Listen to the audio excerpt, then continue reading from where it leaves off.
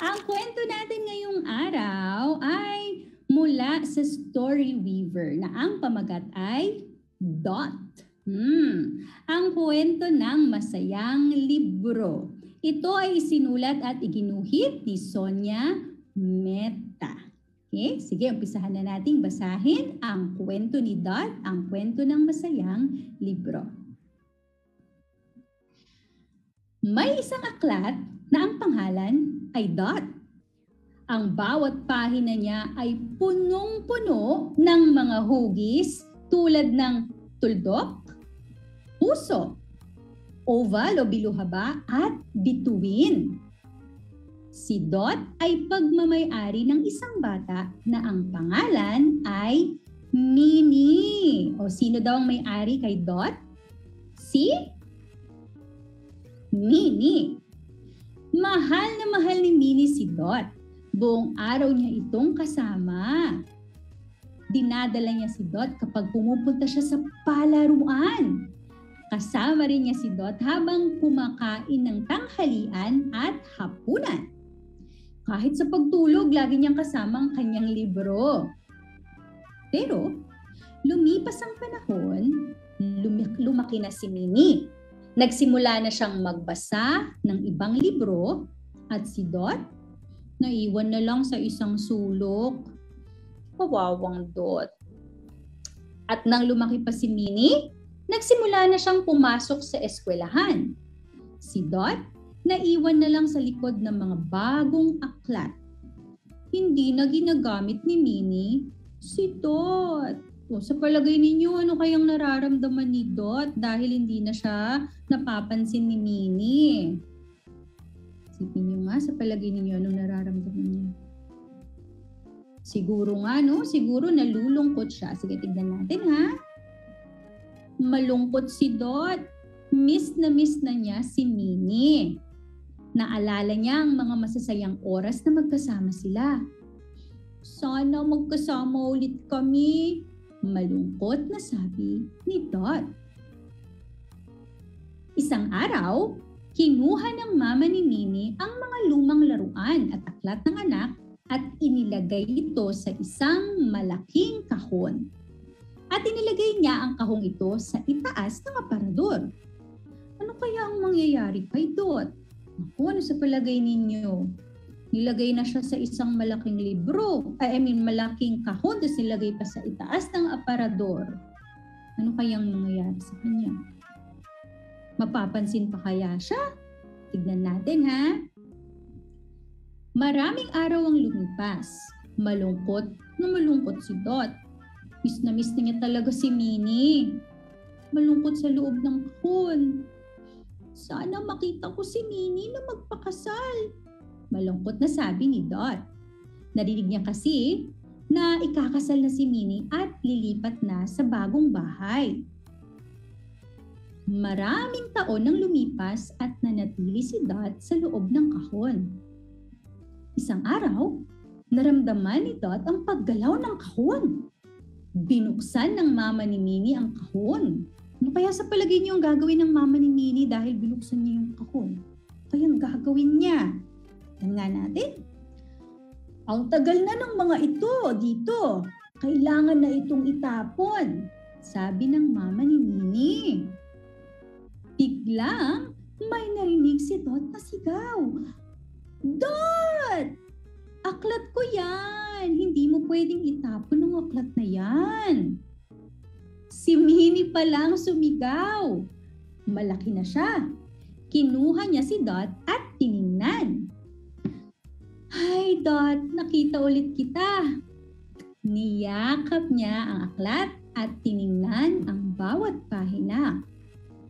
Pinakita niya si Dot sa kanyang anak na si Tara. Tignan mo, Tara, sabi ni Minnie. Ito si Dot, ang aklat ko noong bata pa ako. Ngayon, sa iyo na siya. Niyakap ni Tara si Dot at tiningnan ang bawat pahina niya na punong-puno ng mga hugis tulad ng tuldok, puso, biluhaba o oval at bituin. Dala-dala ni Tara si Dot kahit saan siya pumunta, tulad ng dating ginagawa ni Mini.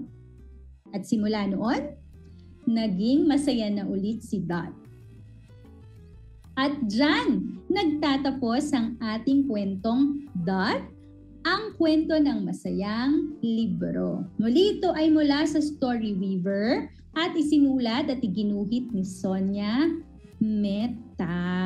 Ayan. Okay, o sige classmates, kung nakinig kayo ng mabuti, balikan nga natin yung tanong ni Ate Michelle kanina, ha? Tinanong ko kanina sa inyo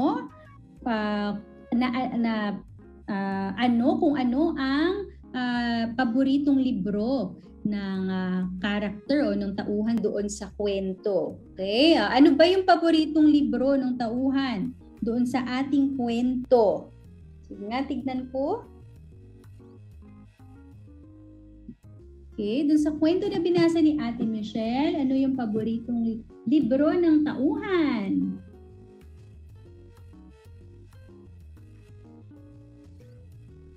Ayan, tama ka, Bianca Centeno. Okay? Ito ay si Dot. At tungkol saan yung paboritong libro ng bata sa kwento, ng tauhan sa kwento? Tama ka, Ziggy, Romulo, si Dot nga. Tama kayo. Yan, si Dot.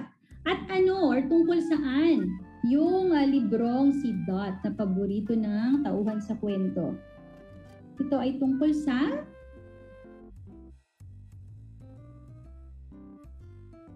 very good, JJ Villania. Yan, tungkol sa mga shapes, tungkol sa mga hugis. Diba sabi doon sa ating kwento, yung librong si Dot ay punong-puno ng mga tuldok, puso, oval o biluhaba at bituin. Yan, tama kayo, hugis. Okay, o sige, ngayon naman naaalala nyo ba kung ano yung pangalan ng tauhan na may-ari kay Dot? Anong pangalan ng tauhan na may-ari kay Dot? Yan, anong pangalan niya? Si? Ba, very good kayo. Nakinig kayo ng mabuti. Tama, si Mini nga. Mini, oo, si Mini yung bata tapos lumaki na siya pero paborito niya pa rin si Dot.